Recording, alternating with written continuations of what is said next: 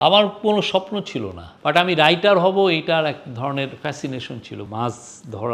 মাছ ধরতে পারতেন তারা, ওই যে দাঁড় জাল নিয়ে যেতেন।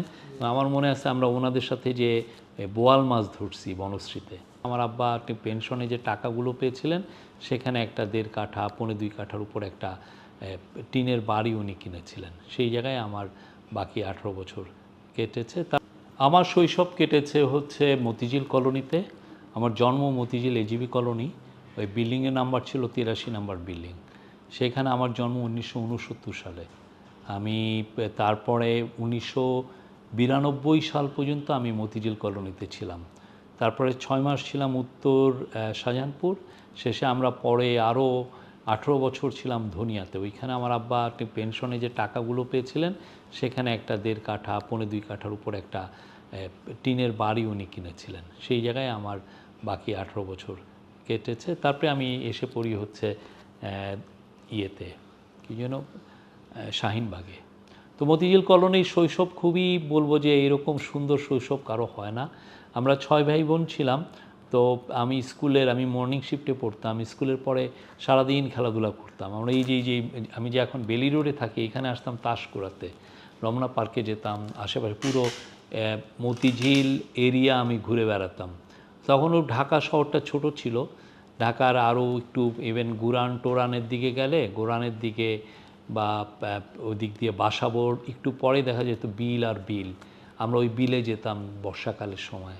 তারপরে আমার মনে আছে আমরা ছোটোবেলায় ইভেন ওই যে বনশ্রী এখন যেখানে, সেখানে আমরা আমাদের কলোনিতে দুইজন খুব ভালো ছিলেন, মাছ ধরতে পারতেন তারা, ওই যে দাঁড় জাল নিয়ে যেতেন।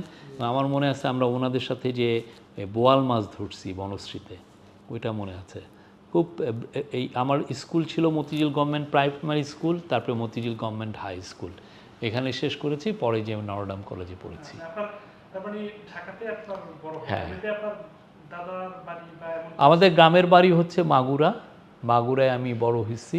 মাগুরায় আমি গিয়েছি প্রায় প্রতি বছরই আমাদের যাওয়া হতো। আমার আব্বা মাগুরার শ্রীপুরের উপজেলার বাসিন্দা। ওইখানে আমাদের গ্রামের নাম চৌগাছি।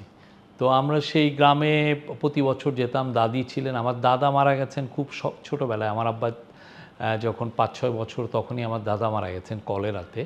আর আমার দাদি আমার আব্বাকে মানুষ করেছেন।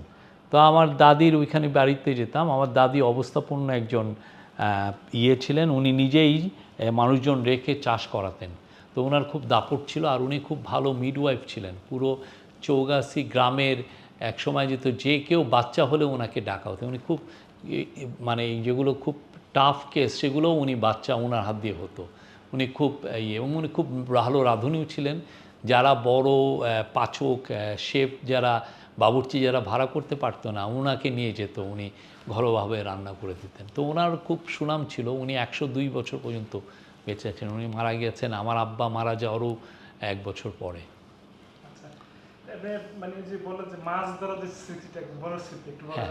মাছ ধরা আমার মনে আছে যে হাকিম সাহেব ছিলেন আমাদের বিল্ডিংয়ে।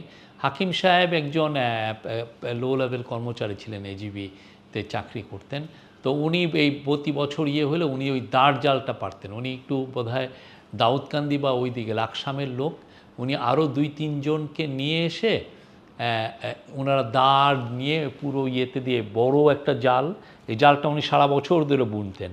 আর এই যে বর্ষাকাল আসলে ওই পুরো দাঁড় জাল নিয়ে একদম পুরোটা বর্ষার শেষের দিকে যখন পানিটা একটু কমা শুরু করে সেই সময় আমি দেখছি যে উনি এই মাছগুলো ধরতেন। এবং এটা একটা ফ্যাসিনেটিং একটা অভিজ্ঞতা। ওরা ধরতেছে, দেখা যাচ্ছে বোয়াল উঠতেছে বেশি। বোয়াল আমি অনেকগুলোর কথা মনে আছে। 1-2টা বোধহয় রুইও তখন ওই সময় রুই আসতো, আর হচ্ছে ছোট মাছ পাওয়া যেত। এই ছোটবেলায় মানে কি স্বপ্ন দেখতেন, মানে কি হবেন? আমার কোনো স্বপ্ন ছিল না আমার কোনো দিনে, বাট আমি রাইটার হব এইটার এক ধরনের ফ্যাসিনেশন ছিল। বাট এই যে এটা হতে হবে আমার মনে আছে আমি মেডিকেল কলেজে ভর্তি হয়েছি, বাট খুব রিল্যাক্স মুডে। আমার মেডিকেল পড়তে ইচ্ছা করে নাই, কেন যেন হচ্ছে এটা অনেক খুব টাফ হবে বুঝি। আমার বড় ভাই, আমার মেজো ভাই পড়তেন ঢাকা ইউনিভার্সিটি। উনি খুব আনন্দের একটা লাইফ লিড করতেন ঢাকা ইউনিভার্সিটি। আমার মনে হতো যে ঢাকা ইউনিভার্সিটি বুঝি খুব বেটার, আড্ডা মারা যায়, গল্প করা যায়, বিভিন্ন জায়গায় যাওয়া যায়। তো আমার খুব ইচ্ছা ছিল ঢাকা ইউনিভার্সিটিতে যাওয়া, আমি ওইখানেই গেছি। মানে ছোটবেলা কখনো সামাজিক বা কোনো রাজনৈতিক সংগঠন করেছেন কিনা, বা কোনো সমবায় যে সংগঠন থাকে? না, আমি ছোটোবেলায় ওই যে আমাদের ওইখানে একটু ম্যাট্রিকের সময় প্রগতি সংঘের সাথে ছিলাম। এখানে প্রগতির একটা মাঠও আছে। আপনি জিবি কলোনির 3টা জোন, একটা হলো আইডিয়াল জোনে এই প্রগতির মাঠ, ওইখানে ঘিরে একটা প্রগতি সংঘ ছিল। ওই প্রগতি সংঘর সাথে আমরা যুক্ত হতাম। ওই প্রগতি সংঘ অনেকগুলো টুর্নামেন্ট আয়োজন করত। সেই টুর্নামেন্টগুলো এই ফুটবলের টুর্নামেন্ট, তারপরে ব্যাডমিন্টনের টুর্নামেন্ট, এইটা প্রতি বছরই হতো। ক্রিকেটের টুর্নামেন্ট, এই টুর্নামেন্টে আমি নিজেও পার্টিসিপেট করেছি। করতাম। আমার যারা বন্ধুবান্ধব তারা অনেকে ন্যাশনাল টিমেও খেলেছেন। আমাদের এখানে প্রগতির মাঠে যারা খেলে গেছেন তার মধ্যে মিজান ছিলেন মোহামেডানের প্লেয়ার, নুরুল হক মানিক মোহামেডান প্লেয়ার, উনি খুব কিছুদিন আগে মারা গেছেন খুব অল্প বয়সেই। উনি ওই নুরুল হক মানিক একসময় ন্যাশনাল টিমের ক্যাপ্টেনও ছিলেন। তো মিজান ন্যাশনাল টিমের উনি স্ট্রাইকার ছিলেন। তো এরা আমাদের সাথে, আমার এক বন্ধু ছিলেন ফয়সাল, উনি ন্যাশনাল টিমের ব্যাক ছিলেন, সেন্ট্রাল ব্যাক ছিলেন, বাবু ফয়সাল। ও এখন ঢাকা ইউনিভার্সিটির একজন উচ্চপদস্থ কর্মকর্তা। আচ্ছা, মানে গ্রামীণ জীবনের কোনো ফিলিংস বা কোনো ফ্লেভার মানে খুব আপনাকে আকর্ষিত করে? গ্রামীণ জীবন আমার সারা জীবন আকর্ষণ করে। আমি গ্রামে প্রচুর কাটিয়েছি, এখনও আমি সময় পেলে গ্রামেই যাই, গ্রামে ঘুরি। হ্যাঁ, এইটা আমার খুব মানে একটা আনন্দের, সবচেয়ে বড় আনন্দের জায়গা হচ্ছে গ্রামে ঘোরা। আমার হাঁটতে পছন্দ করে।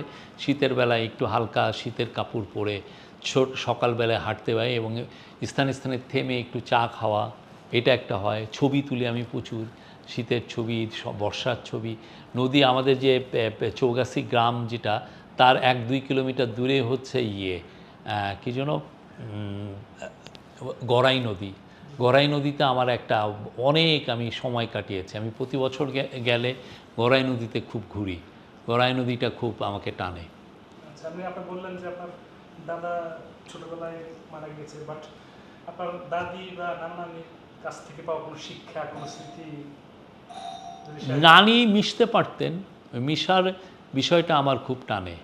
হ্যাঁ, নানি মিশতে পারতেন, নানির একটা কমান্ডিং ভয়েস ছিল এবং নানি খুব ঘুরতেন।